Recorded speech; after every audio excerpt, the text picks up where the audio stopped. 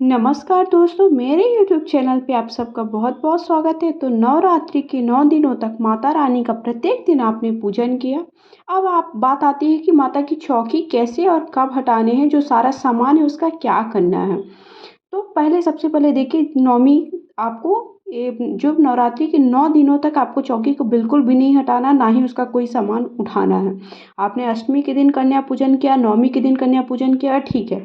आप किसी भी दिन करें, लेकिन आपको चौकी कब हटानी, चौकी आपको दशमी के दिन ही हटाना, भले आपने नवरात्रि का पारण कर लिया।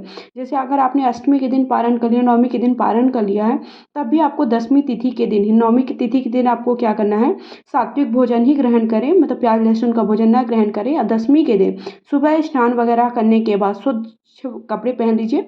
उसके बाद जब माता रानी का फिर से एक बार पूजन कर दीजिए, ऐसे जैसे आप प्रत्येक दिन पूजन किए हैं। हल्दी कुमकुम अक्षत वगैरह सब कुछ समर्पित कर दीजिए, सुबह जल्दी पूजन कर दीजिए। पूजन करने के बाद जब आपका दीपक शांत हो जाएगा, तब आपकी माता की चौकी आपको दशमी के दिन ही हटाना है। कई लोग क्या करते हैं कि कई लोगों के यहाँ अष्टमी के दिन, जिस दिन कन्या पूजन कराते हैं, उसी दिन जो कलश में नारियल रखा है उसे फोड़ करके सब लोग प्रयोग में ला लेते हैं, कन्या को भोजन में स्वरूप मतलब प्रसाद स्वरूप दे देते हैं। तो ठीक है, वो आप अपने हिसाब से कर लें। कई लोग क्या करते हैं, उसका जल में विसर्जन कर देते हैं। तो ये आपके यहाँ जैसे होता है वैसे ही करिए, लेकिन आपको चौकी नवमी के दिन नहीं हटाना, दशमी के दिन ही, 10 दिन ही करें।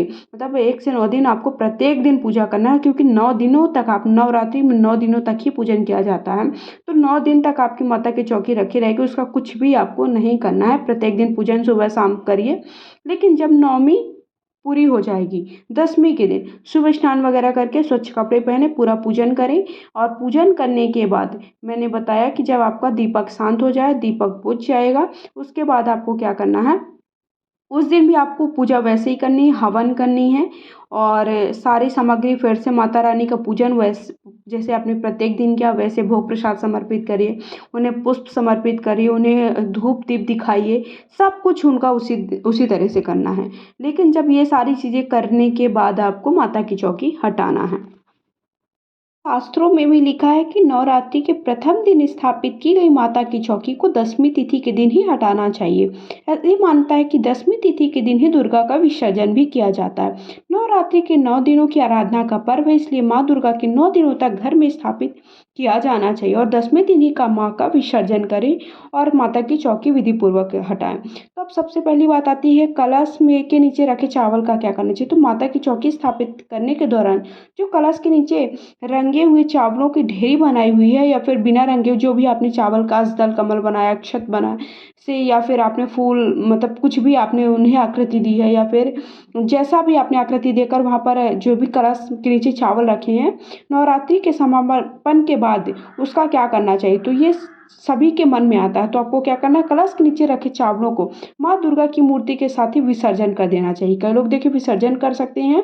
ये एक बात और है, आप क्या कर सकते हैं, उन चावलों को इकट्ठा करके किसी को दान में भी दे सकते हैं। अगर आप ऐसा नहीं करना चाहते तो देवी वृक्ष या पीपल आंवला आदि की मिट्टी में गाड़ भी सकते हैं, पक्षियों को भी खाने में दे सकते हैं, या फिर किसी ब्राह्मण को बहुत सारा करके थोड़ा सा ज़्यादा कर दीजिए, क्योंकि ऐसा करिए कि एक दिन वो प्रयोग में ला। जो आपने सुहाग की सामग्री चढ़ाई है उसे क्या करना है, आपको खुद को प्रयोग में ला दीजिए, या फिर आप सारी सामग्री जैसे खाने की जो सामग्री है, उसके साथ साथ जो भोग प्रसाद है और जो दक्षिणा है, उसके बाद साथ साथ जो आपने बहुत सारा सुहाग की सामग्री, ये सब चीज़ें इकट्ठा कर लीजिए, और आप किसी ब्राह्मण को या फिर कहीं मंदिर में जाकर भी उन्हें दान दे सकते हैं। जो दक्षिणा है वो सब इकट्ठा कर लीजिए, वही मैंने बोला, या फिर आप किसी कन्या को दक्षिणा दे सकते हैं जो आपके आसपास है। माँ दुर्गा की जो फोटो है वो आपको उठा करके पूजा स्थल पर रख देना। सबसे पहले शुद्ध जल की सबको छींटे दे देना, उसके बाद फिर से और जो फूल पत्तियां वो सबको इकट्ठा कर लीजिए। आप चाहें तो मिट्टी में विसर्जन कर सकते हैं, मिट्टी में गाड़ सकते हैं, या फिर आपके पास पौधा है कोई भी तो उस पर भी उसकी जड़ के पास रख दीजिए थोड़ा मिट्टी डाल करके। तो वो क्या होगा कि वो और खातू का काम करता है, मतलब उससे आपकी जो पेड़ पौधे हैं वो और उपजाऊ होते हैं। तो आप ऐसा भी कर सकते हैं, या फिर सारी पत्तियों फूलों को इकट्ठा करते जाइए। 9 दिनों का जो इकट्ठा किया हुआ है वो सब माता रानी के, जब आप ज्वारों का विसर्जन करें, कई लोग ज्वारों का विसर्जन करते हैं, ज्वारों का विसर्जन करें तभी आप उनको विसर्जित कर दीजिए। तो देखिए मैंने माता की चौकी बैठाई नहीं थी, मैंने एक दिन आप पूजा करके दिखाई थी, नवमी के दिन मैंने पूजा किया था। और मैं 9 दिनों तक माता की चौकी नहीं बैठाती हूँ, क्योंकि उसके बहुत सारे नियम होते हैं। जो आपने ये देखिए, जो आपने नवग्रह बनाए थे वो आप जो सुपारी है उसे फिर से प्रयोग में लाइए, उन्हें शुद्ध जल के छींटे दे दीजिए, फिर से उन्हें प्रयोग में आप ला सकते हैं। मंदिर में फिर से वापस रख दीजिए।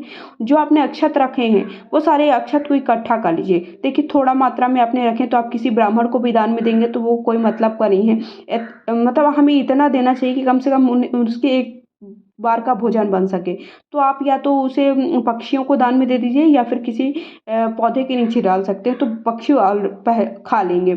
उसके बाद ये चौकी की जो आपने दुर्गा माता की फ़ोटो या तस्वीर या मूर्ति रखी है उसे आप अपने पूजा गृह में रख लीजिए। जो आपने नीचे चौकी पे कपड़े बिछाए हैं वो कपड़े को क्या करना है, आपको फिर से आपको धुल करके प्रयोग में ला लेना। फिर उसके बाद वो नारियल है, अगर आप देखिए विसर्जन करना चाहते हो तो विसर्जन कर सकते हैं, या फिर आपने अष्टमी के दिन सभी के लोगों में बांट दिया तो ठीक है, या फिर आप नवमी अर्थात दशहरे के दिन, दसवीं के दिन भी उसे फोड़ करके भी सबके साथ प्रयोग में ला सकते हैं, मतलब सबको प्रसाद में बांट सकते हैं। उसके बाद जो ज्वारे हैं उन्हें आप चाहे तो विसर्जन कर दें, या फिर आप किसी कोई लोग क्या करते हैं, पीपल के वृक्ष के नीचे या नीम के वृक्ष के नीचे भी रखाते हैं। तो देखिए इस तरह से आपको माता रानी की सारी सामग्री का क्या करना है, कैसे चौकी हटाना है, मैंने सारी चीज़ें बता दी हैं। अगर आप सबको वीडियो थोड़ा पसंद आया है, कोई और चीज़ आप पूछना चाहते हो तो प्लीज़ कमेंट बॉक्स में जाकर के पूछ सकते हैं। वीडियो को लाइक शेयर करें, चैनल को सब्सक्राइब करें, कमेंट बॉक्स में जाकर के जय माता रानी अवश्य लिखें।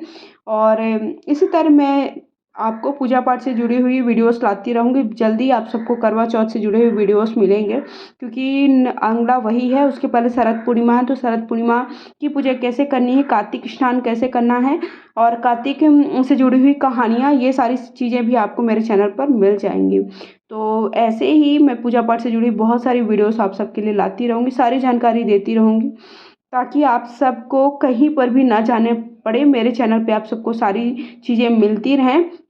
और आप सबको मेरे वीडियोस पसंद आते हैं, नहीं आते तो प्लीज़ कमेंट करके ज़रूर बताया करिए। आप चाहते हैं तो मैं कुछ आप सबको अलग अलग जानकारी चाहते हैं तो वो भी मैं प्रयास करूँगी कि दे सकूँ। आप मुझे इंस्टा पर फॉलो कर सकते हैं, इंस्टा की आईडी स्क्रीन पर मेंशन कर दूँगी। इंस्टा पे भी आप सबको प्रत्येक दिन के जो भी उपाय होते हैं वो मिलेंगे, साथ ही साथ पूजा पाठ से जुड़ी हुई जानकारी भी वहाँ पर मिलती है कि कौन से दिन कौन सा व्रत है, त्यौहार है, उसकी पूजा कैसे करनी है। सो आप सबको धन्यवाद। जय माता रानी।